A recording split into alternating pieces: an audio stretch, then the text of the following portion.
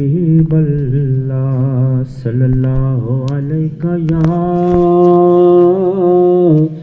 رسول اللہ وسلم علیک یا حبیب اللہ.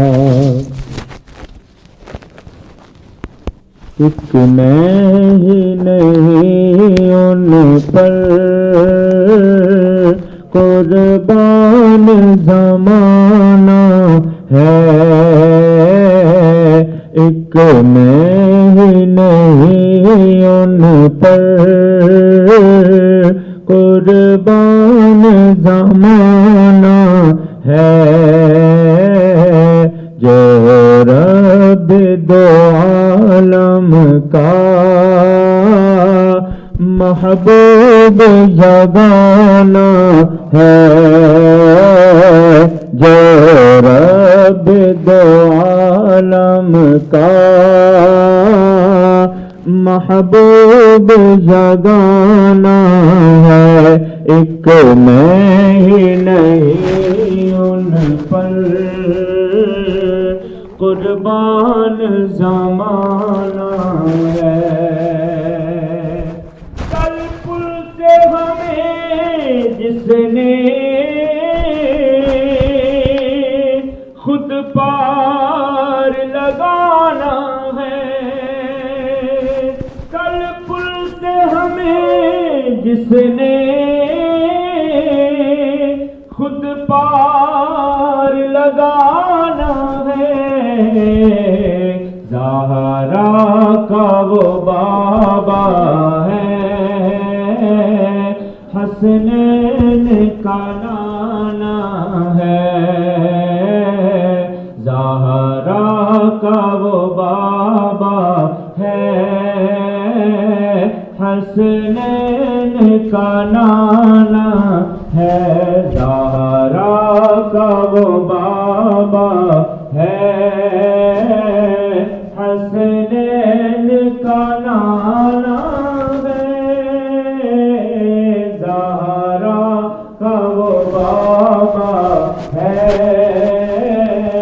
حسنین کا نانا ہے، ایک میں ہی نہیں ان پر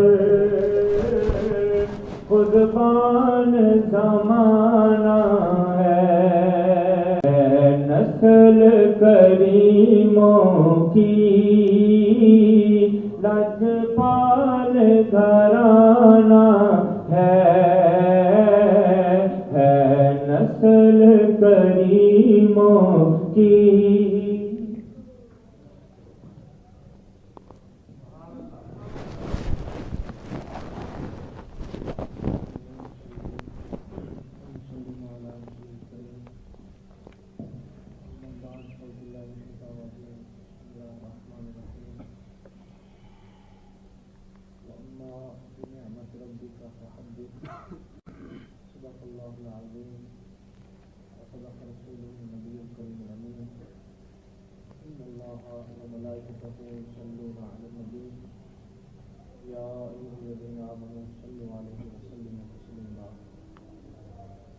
اللهم صل على محمد وآله وعترته بعدد كل معلوم لك.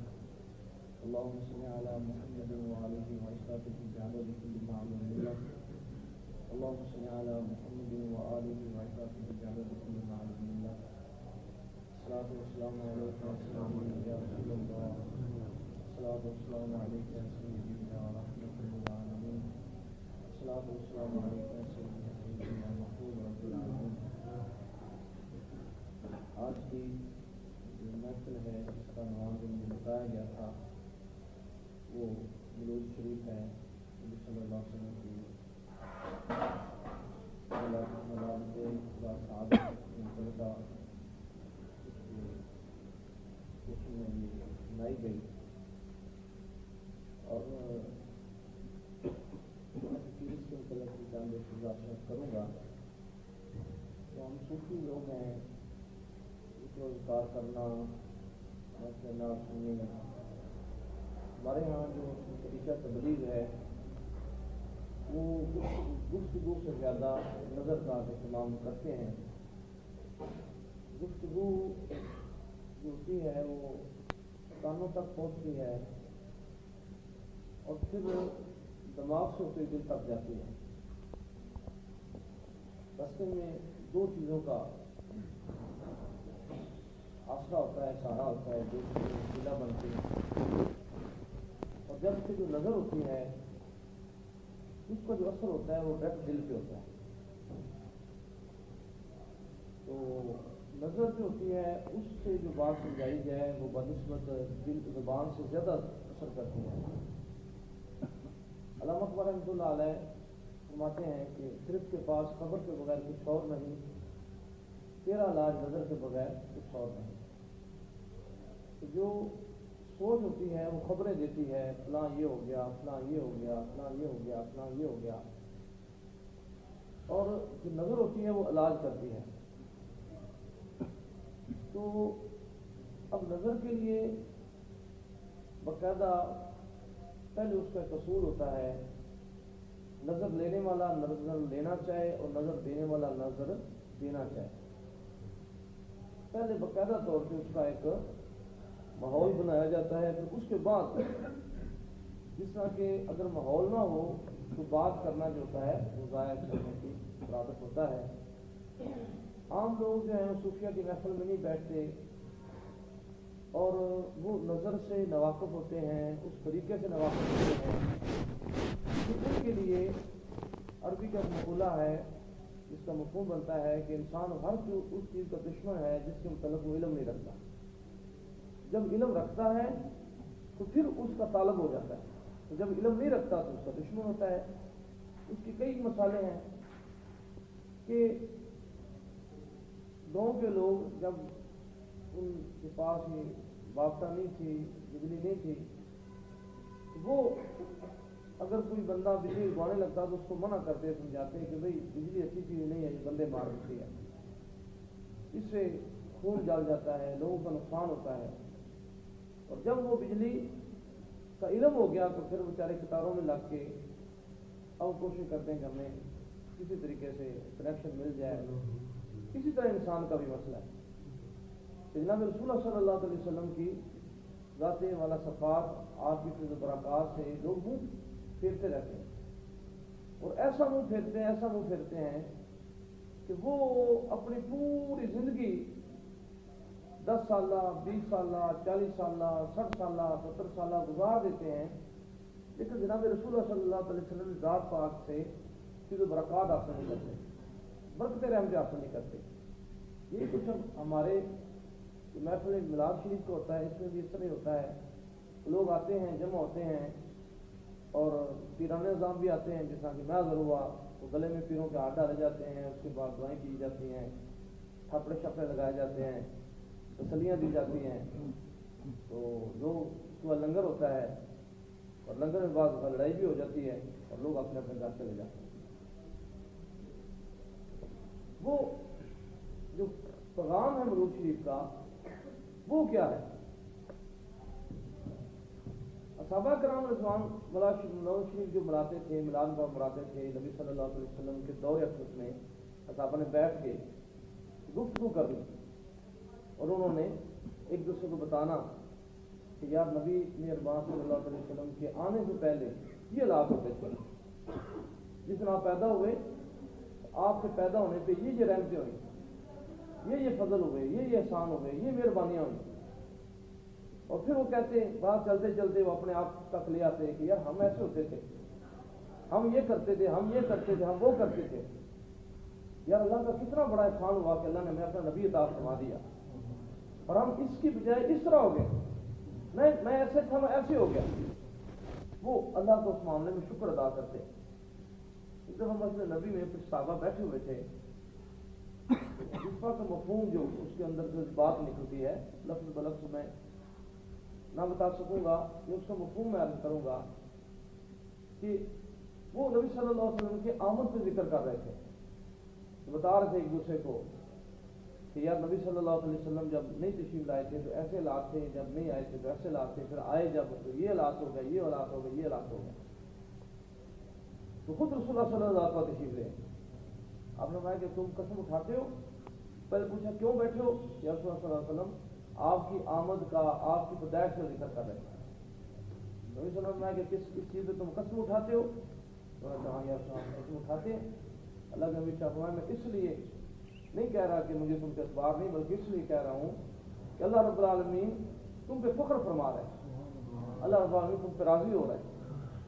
تو مولود شریف جو ہے، میلاد مصطفیٰ صلی اللہ علیہ وسلم، اس کو دیکھنا، رسول اللہ صلی اللہ علیہ وسلم کی سیرت مبارکہ دیکھ کے اس پہ دیکھنا کہ یار ہم کیا تھے، ہم کیا کر رہے ہیں، اور ہم نبی صلی اللہ علیہ وسلم کی جو آمد کی چیز ہے اس پہ فائدہ اٹھا رہے ہیں یا نہیں اٹھا رہے ہیں۔ مثال کے طور پہ ہم بہت ساری جگہوں پہ جاتے ہیں، لوگ گفتگو کرتے ہیں، تقریریں ہوتی ہیں، بڑی زبردست ملے دار تقریریں ہوتی ہیں، کہا جاتا ہے کہ جناب اٹھ کے نعرے مارو، تو بہ کے نعرے مارو، تو دو میں ہاتھ چک لو، کھڑے ہو کے داد دیو، تو جنہیں سبحان اللہ نہ کیا اس طرح ہوئے گا، جنہیں سبحان اللہ آخری تو اس طرح ہوئے گا۔ ٹھیک ہے، سبحان اللہ کہنا، یہ چیزیں ہر عالم دین کا اپنا طریقہ ہے، اپنا اپنا شعبہ ہے، اس میں ہر ایک نبی صلی اللہ علیہ وسلم ثنا کرنے اپنا طریقہ ہوتا ہے، لیکن شاید مخصوص سے ہم ہٹ جاتے ہیں۔ ابھی میں رستے میں سوچ رہا تھا، اس جمعے میں نے بات کی کہ رسول اللہ صلی اللہ علیہ وسلم کی بارگاہ لگی ہوئی ہے، دربار مقدس لگا ہوا ہے، صحابہ تشریف فرما ہے، نبی صلی اللہ علیہ وسلم رونق افروز ہیں، آپ کا چہرہ مبارک سامنے صحابہ دیکھ رہے ہیں، فتوحات کا سلسلہ جاری ہے، صحابہ تشریف لے کے گئے ہیں کسی علاقے میں، جب صحابہ واپس تشریف لائے ان کے ساتھ مال تھا، جو جنگ میں لوگ قیدی ہوئے وہ تھے، اور ایک بچی جو سر سے ننگی تھی وہ بھی قیدی تھی۔ اللہ کے نبی نے یہ منظر دیکھا تو آپ طرف اٹھا، آپ کا دل مبارک جو تھا اس کے اندر عجیب جوش پیدا ہوا، آنکھیں مبارک جو تھی وہ ان کے اندر تبدیلی واقع ہوئی۔ آپ نے جلدی سے فرمایا کہ اس بچی کے سر پہ کپڑا دیں، اس کو ڈانپیں۔ صاحب نے کہا کہ یا رسول اللہ یہ تو کافر کی بیٹی ہے۔ یہ جو فکرہ ہے یہ دل میں بٹھانے والی بات ہے، اس کو غور سے سننے والی بات ہے۔ نبی مہربان صلی اللہ علیہ وسلم نے فرمایا بیٹیاں بیٹیاں ہوتی ہیں، بے شک کافر کی کیوں نہ ہو، بیٹی بیٹی ہوتی ہے بے شک کافر کی کیوں نہ ہو۔ اب ہم سوال کرتے ہیں کہ مولود شریف منانے والے لوگ جو ہیں، بالخصوص ہم جو لوگ ہیں، ہماری دکانیں ہیں، ہماری ریڑیاں ہیں، ہمارے پلازے ہیں، ہم اپنا کاروبار چمکانے کے لیے حوا کی بیٹی سے کپڑا اتار دیتے ہیں، ہم اپنا کاروبار چلانے کے لیے فحشہ ترین تصویریں لگاتے ہیں، ہم اپنا کاروبار چلانے کے لیے آدم کی بیٹی کی گندی ترین تصویر لگاتے ہیں، وہ کسی کی جوس کی ریڑھی ہو، وہ کسی کا پلازا ہو، کسی کی فون کی دکان ہو، یا کسی کا قرض لینے دینے والا معاملہ ہو، کسی بندے نے سیکٹری رکھنا ہو، اور خدا اللہ اپنے غضب سے محفوظ فرمائے۔ بعض دفتروں میں تو سننے میں آیا کہ بچے سے کہا جاتا ہے کہ اگر تم باس کی گاڑی میں بیٹھ کے جاؤ گی تو پھر 1000 روپیہ تنخواہ زیادہ ہوگی۔ کیا ہم نے میلاد مصطفیٰ صلی اللہ علیہ وسلم جو مناتے ہیں، اگر ہم تصویریں دکھا کے اپنا رزق کماتے ہیں تو پھر ہمارا مولود مصطفیٰ سے تعلق نہیں ہے۔ ہم نے نبی صلی اللہ علیہ وسلم آمد کا جو مقصد ہے اس کو ہم نے بلا دیا، ہم نے وہ جو ہمارے اندر سوچ تھی وہ ختم ہو گئی۔ یہ تو ہم سنتے ہیں کہ وہ ایک جو شاعر ہے وہ اپنے خیال میں کہتا ہے کلیمہ میں نار رکھ لائے، اس میں سارے بندے جھومتے ہیں، یا کہتے ہیں کہ ڈاچی والے ہیں ڈاچی کی تعریف کرتے ہیں۔ یہ تو تعریفیں ہو گئی، جو اس کے اگلے کی والی باتیں ہیں، جو اگلی بات ہے جو اس سے بعد میں ہوا، وہ کون سنائے گا، وہ کون بتائے گا؟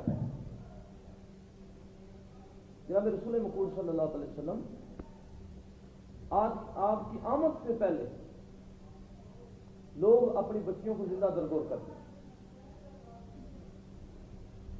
باپ بعض ویسا تو بعض خاندانوں میں جب بچی پیدا ہوتی تو پیدائش کے وقت ہی بچی کا گلا کاٹ دیا جاتا.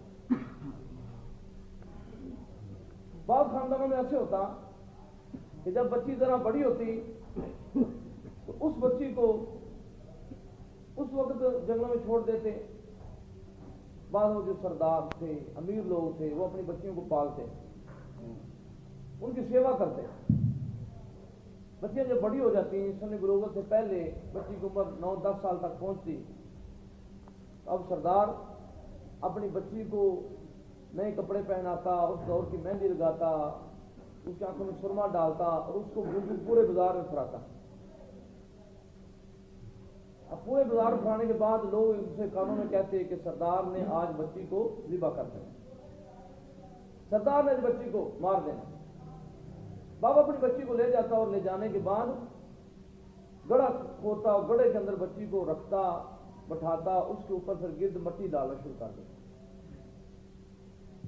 پہلے تو بچی باپ کی مدد کرتی کہ ابو جی میں بھی ساتھ کام کرتی ہوں، یہ بھی کرتی، وہ بھی کہتی. پھر یہ بھی کہتی کہ ابو جی میں آپ کے کپڑے جھاڑتی ہوں، آپ ادھر نہ کھڑے ہوں، آواز ادھر سے چلتی ہے، آپ کے کپڑے خراب ہو رہے ہیں. پھر جب بچی کو ادھر کھڑا کیا جاتا، اس میں مٹی ڈالتے تو پوچھتی کہ ابو جی آپ کیوں کر رہے ہیں. جب وہ بیچاری اس کے اندر دبنا شروع ہو جاتی، پھر وہ کہتے ہیں ابو جی آپ اور نہ کریں، میں پھنس جاؤں گی. لیکن باپ اس کی ایک نہ سنتا، مٹی ڈالتے ڈالتے تاکہ وہ بچی کے چہرے تک آ جاتی. پھر وہ منت سماجت کرتی کہ میں گھر میں شور نہیں کرتی، مجھے معاف کر دیں، میں شرارتیں نہیں کرتی، بابا جی جدھر چاہیں گے میں کریں. آج بچیوں والے اپنے دل کے ہاتھ رکھ کے اپنی بچی کا تصور کرتے ہیں. اگر میں سڑکوں سے گیا تو قاری صاحب اپنی بچی کو لے کے اس کو پیار دیں گے، آپ کی بیٹی ہے جی. تصور کریں کہ نبی کی آمد سے پہلے لوگ کیا کرتے، بچیوں کی عزت نہ ہوتی، بچیوں کے اوپر مٹی ڈال دیتے، اخیر بچی کے اوپر مٹی ڈالتے، بچی اندر ہلتی رہ جاتی، باغ چھوڑ کے آ جاتی. رسول اللہ صلی اللہ علیہ وسلم آپ ایک جگہ پہ تشریف لے کے گئے، جہاں تشریف فرما تھے، ایک صحابی آئے اس کی یا رسول اللہ صلی اللہ علیہ وسلم بڑے ظلم کیے، اے اللہ کے نبی جب میں کافر تھا میری بیٹی میرے ساتھ جا رہی تھی، میں نے بیٹی کا بازو پکڑا ہوا تھا، کسی کہنے والے نے کہا وہ دیکھو بیٹی والا جا رہا ہے. یا رسول اللہ صلی اللہ علیہ وسلم میں نے بیٹی کو پکڑا اور پکڑ کے میں نے کنویں میں پھینک دیا. اللہ کے نبی میری بیٹی میرے ساتھ میٹھی میٹھی باتیں کرتے جا رہی تھی، میرے ساتھ میں نے بچی کی انگلی پکڑی ہوئی تھی، یا رسول اللہ صلی اللہ علیہ وسلم میں اس کو لے کے جا رہا تھا. جب اس کا کنویں کے ساتھ پانی کے ساتھ بچی ٹکرائی، اللہ کے نبی میرے دل کو بڑا کچھ ہوا، میرا دل پھٹنے کو آیا. بچی نے مجھے آواز دی ابو جی ابو جی ابو جی 3 دفعہ. یا رسول اللہ صلی اللہ علیہ وسلم میں آگے چلتا گیا، میں نے کہا کہ لوگ تانا دیتے ہیں کہ بیٹی والا ہے.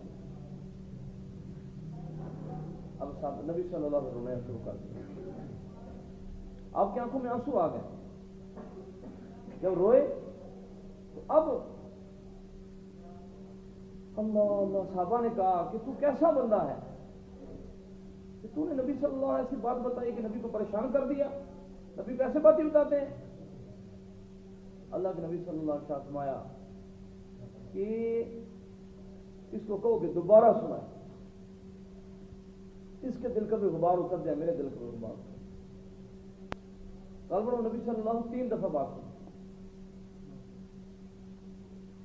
آج اگر کسی کی بیٹی کسی کا بیٹی پیدا ہو تو بندہ رونا شروع کر دے، لوگ کہنا شروع کر دیں یا لوگوں سے کہنا شروع کر دیں ہائے ایک اور آ گئی، کاش دی نہ ہوتی. اس کا نبی کے ملود سے تعلق نہیں ہے. نبی میرے پاس صلی اللہ علیہ وسلم فرمایا کہ لوگوں اگر بیٹا نعمت ہے تو بیٹی رحمت ہے، بیٹی رحمت ہے.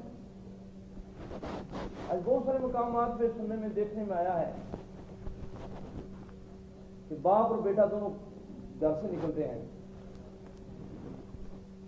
دکان پہ جاتے ہیں، کاروبار کرتے ہیں، باپ کہتے ہیں اتنے کی چیز لے لو، بیٹا جھٹ بولتا ہے تینوں کی پتہ چپ کر، تو نہ بولیا کر ویچ. تو اگے پر کاروبار دے پلے کی چھڈیا ہے. بعض اس طرح بھی ہوتا ہے کہ نوبت اس سے بھی آگے چلی جاتی ہے. بعض دفعہ لوگ اپنی بیویوں کے کہنے پہ ماں کے منہ پہ تھپڑ تک مار دیتے ہیں. رسول صلی اللہ سے فرمایا کائنات میں سب سے زیادہ مرد کے اوپر جس ہستی کا حق ہے اس کی ماں کا، اور عورت کے اوپر جس کے سب سے زیادہ حق ہے اس کے مرد کا حق. جب مرد کی ہو گئی، شادی ہو گئی، اپنے گھر چلی گئی، اب باپ کہتا ہے کہ میں میرا پتہ لینے آ جا، مجھے ملنے آ جا. خاوند اجازت نہیں دیتا تو بیوی گھر سے باہر نہیں نکل سکتی. آج بغیر بتائے عورتیں سارا سردر بازار میں ڈوبتی ہیں. آج نہ ان عورتوں نے نہ ہم نے حدود مصطفیٰ سے حاصل نہ کچھ کیا، نبی کی ذات سے کچھ حاصل نہ کیا. آج جھوٹ کا بازار گرم ہو گیا. جب رسول اللہ صلی اللہ علیہ وسلم نے فرمایا کہ وہ عورتیں، اب میں آخری وقت عورتوں کے سروں پہ چوٹی ہوگی، اس طرح چوٹی ہوگی جس طرح اونٹ کی کوان کے اوپر چوٹی ہوتی ہے. اور نبی صلی اللہ علیہ وسلم فرمایا جنت کی خوشبو 500 سال دور مسافت سے وہ آ جائے گی، لیکن اس عورت کو جنت کی خوشبو نصیب نہ ہوگی. نبی میرے واسطہ فرمایا کہ وقت آئے گا عورت لباس اندر ننگی ہو جائے گی. صاحب نے پوچھا یا رسول اللہ صلی اللہ علیہ وسلم لباس کے اندر ننگی کیسے ہوگی؟ اللہ کے نبی صاحب فرمایا کہ اس نے لباس اس طرح کا پہنا ہوگا کہ اس کا جسم کے آزاد نظر آتے ہو. میرے دوستوں، یہ جب اکٹھے ہوتے ہیں نبی صلی اللہ علیہ وسلم میلاد منانے کے لیے، یہ باتیں ادھر ہو گئی. اب دوسری طرف آتے ہیں. دوسری طرف کیا ہے کہ جس کو اللہ بیٹی دے، بیٹی کی پیدائش پہ خوش ہو، اللہ 7 مقبول حجوں کا ثواب عطا فرماتے ہیں. جس کو اللہ نے بیٹی دی، بیٹی کی نیک تربیت کی، پھر اس کی شادی کی نیک تربیت، تو جناب رسول اللہ صلی اللہ علیہ وسلم نے فرمایا کہ وہ شخص میں محمد کے ساتھ جنت میں اس طرح جڑا ہوگا جس طرح دونوں انگلیں جڑی ہوئی. محمد کے ساتھ جنت میں اس طرح جڑا ہوگا. آپ نے انگلوں کے ساتھ انگلیوں کے ساتھ انگلی ملا دی، فرمایا کہ شخص میں محمد کے ساتھ اس طرح جڑا ہوگا جس طرح دونوں انگلی جڑی ہوئی. اور نبی مہربان صلی اللہ علیہ وسلم نے فرمایا، آپ نے شاہ فرمایا کہ میں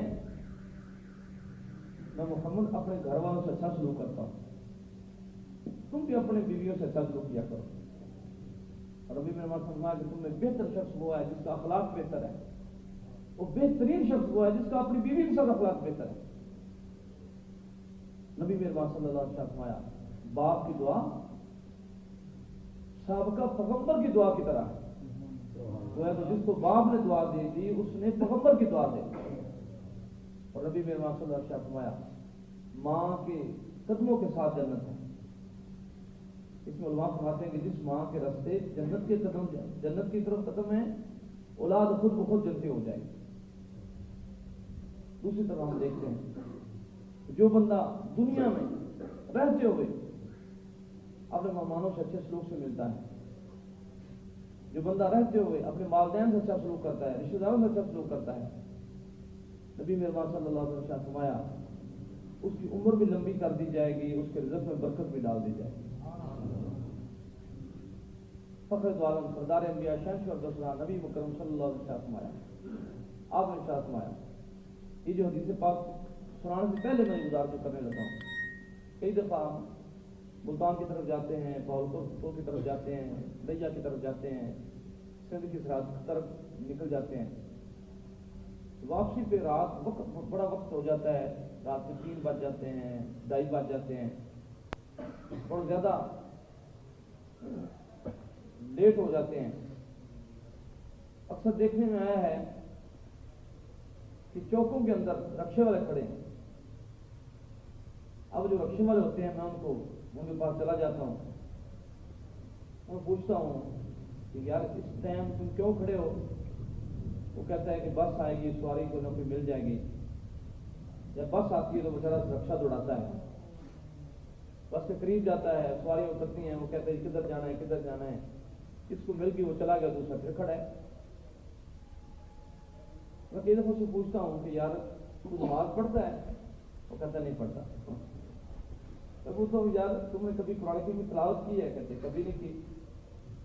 میں پوچھتا ہوں یار تم نے ادھر گانے گائے ہوئے ہیں، کبھی تم نے تلاوت سنی ہے، کبھی ذکر سنا ہے، کبھی تم نے نعت سنی ہے؟ وہ کہتا نہیں۔ اے میرے دوستو، جو میں ابھی حدیث پاک سنانے لگا ہوں اس کو غور سے سنیں۔ یہ کسی بینک کی مشہوری نہیں ہے، یہ کسی پلازے کی مشہوری نہیں ہے کہ آپ اس میں دکان لے لیں گے آپ کے کاروبار کو 4 چاند لگ جائیں گے۔ یہ کسی دبئی کا یا ابو ظبی کا یا انگلینڈ کا ویزا نہیں ہے کہ آپ جائیں گے تو جناب ریل فیل ہو جائیں گے۔ ابو ظبی کا ویزا، انگلینڈ کا ویزا، پلازوں والی دکانوں والی سب جھوٹ ہے۔ ہو بھی سکتا ہے نہیں کہ ہو سکتا، لیکن جو میرے نبی کی ساتھ بات ہے وہ سچ ہے، وہ سچ ہے، وہ سچ ہے، وہ سچ ہے۔ میرے نبی کی بات ہے، اس کے اندر کوئی دوسری بات ہی نہیں ہے، جو سائیوں نے فرما دیا تو رسول اللہ صلی اللہ علیہ وسلم نے فرمایا، نبی صلی اللہ علیہ وسلم کہ اللہ فرماتا ہے اے ابن آدم، جب تم اپنی اوقات میں سے، اپنے وقت میں سے، اپنے کاروبار میں سے میری یاد کے لیے، یہ جو کاروبار کے لیے پریشان لوگ ہیں ان کے لیے بات ہے، جو دیر رات سارے مزدوری کرتے ہیں ان کے لیے بات ہے، جو چاہتے ہیں کہ ہمارے رزق میں برکت ہو ان کے لیے بات ہے۔ نبی صلی اللہ علیہ وسلم کہ ابن آدم، جب تم اپنی، اللہ فرماتا ہے جب تم اپنے کاموں سے میری یاد کے لیے وقت نکالتا ہے، میں تیرا دل قناعت سے، ہاتھ رزق سے بھر دیتا ہوں۔ اور اگلی بات اللہ کے نبی نے فرمایا کہ اللہ فرماتا ہے ابن آدم، جب تم میرے ذکر سے منہ پھیر دیتا ہے تو پھر میں تیرا دل غریبی سے ہاتھ مصروف کر دیتا ہوں۔ یہ کتنی بڑی بات ہے۔ میرے مرشد کریم اکثر مثال دیتے ہیں، میں اپنے موضوع کی طرف آتا ہوں، اپنے مرشد، اپنے سائن کی، اپنے لجپال کی ایک دو باتیں گزارش کرتا ہوں۔ میرے مرشد کریم فرماتے ہیں، میرے محبوب فرماتے ہیں، میرے لجپال ارشاد فرماتے ہیں، میرے سائن ارشاد فرماتے ہیں، آپ فرماتے ہیں کہ یار نیکی قیمتی یا پیسہ قیمتی ہے؟ یہ کیا قیمتی چیز کیا ہے؟ جی نیکی۔ اب یار لوگ بیرون ملکوں میں جاتے ہیں نیکی کے لیے جاتے ہیں یا پیسے کے لیے جاتے ہیں؟ جی پیسے کے لیے جاتے ہیں۔ جو لوگ پڑھتے ہیں، LLB کر رہے ہیں، MA کر رہے ہیں، BA کر رہے ہیں، کیا وہ پیسے کے لیے کر رہے ہیں یا نیکی کے لیے کر رہے ہیں؟ پیسے کے لیے کر رہے ہیں۔ میرے سائیں ارشاد فرماتے ہیں کہ بھائی اگر آپ نیکی قیمتی ہے تو نیکی کا کورس کیوں نہیں کرتے؟ کیا کبھی کسی نے شوق تھا کہا ہے کہ یار جو لاہور کا سب سے اچھا قاری ہو میں بیٹے کو اس سے قرآن پڑھاؤں؟ کبھی کسی نے کہا ہے تو جو سب سے بڑے شیخ الحدیث ہیں اس کی سماعت میں میرا بیٹا بیٹھے تو نیکی کی بات سمجھ آ جائے؟ جب کبھی کسی شیخ صاحب نے کہا ہے کہ یار میرے بیٹے کو نماز جنازہ یاد ہو جائے؟ اب کیا ہوتا ہے؟ اللہ فرماتا ہے الہاکم التکاثر حتی زرتم المقابر، اللہ فرماتا تجھے ہلاکت میں ڈال دیا تو خواہشوں میں یہاں تک کہ قبر کا منہ دیکھ لیا۔ لوگ نیکی کے لیے کوشش نہیں کرتے، اور میرے مرشد کریم فرماتے ہیں کہ داتا صاحب نے اپنا وطن چھوڑا، علی بن عثمان جوہری نے اپنا وطن چھوڑا، آپ نے سفر کیا، نیکی کے لیے کیا یا پیسے کے لیے کیا؟ کس کے لیے کیا؟ نیکی کے لیے۔ پھر سن لیں، پھر بات بٹھا لیں، دل میں بٹھا لیں، اچھی طرح گرا باندھ لیں کہ ان کے نیکی کے لیے سفر کیا، آج پیسہ ان کی قبر میں دھکے کھا رہا ہے۔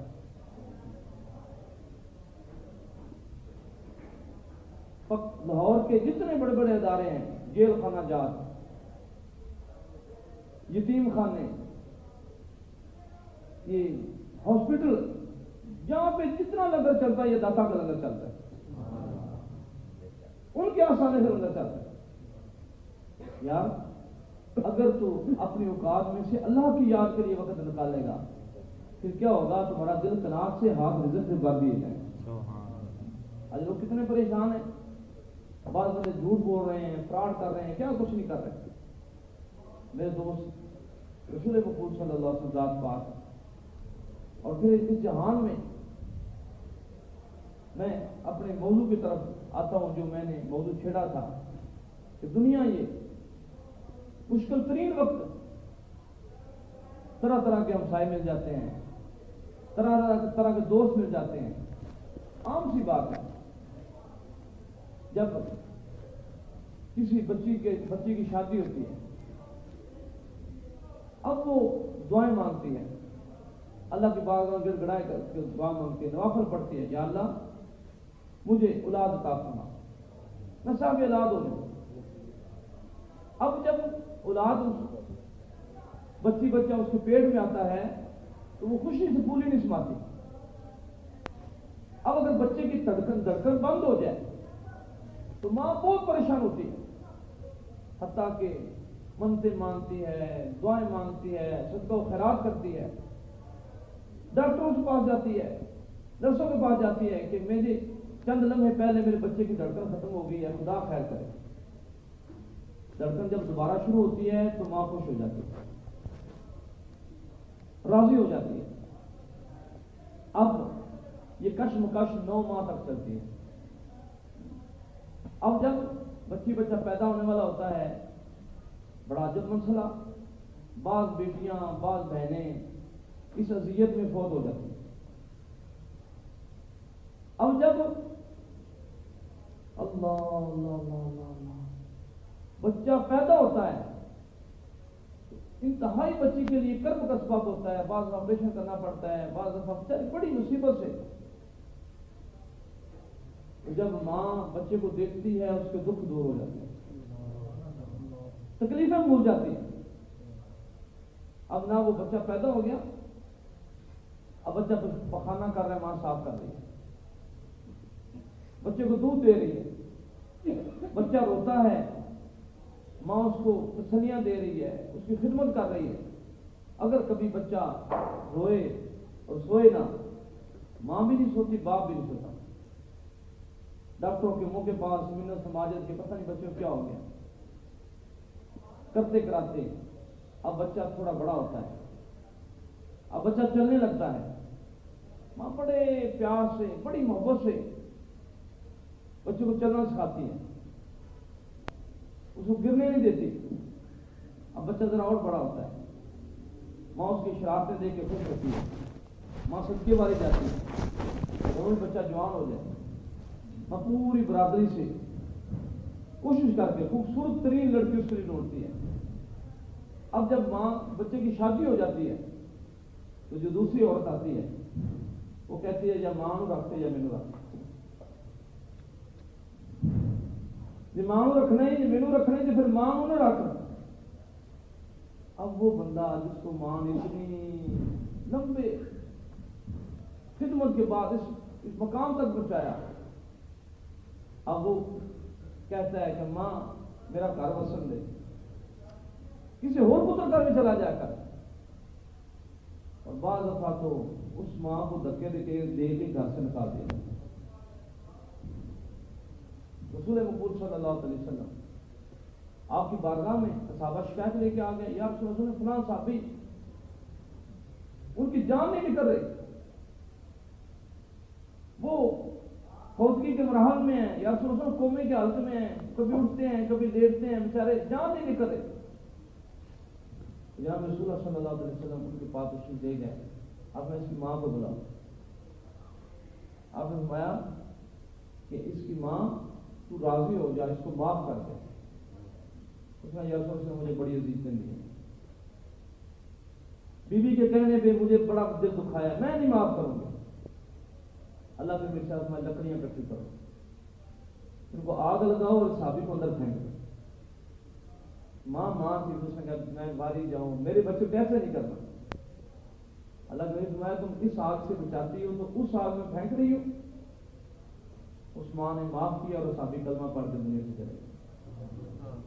یار صحابی ہو، نبی کو دیکھنے والا ہو، ماں کا بے ادب ہو، اس کا یہ عالم ہے.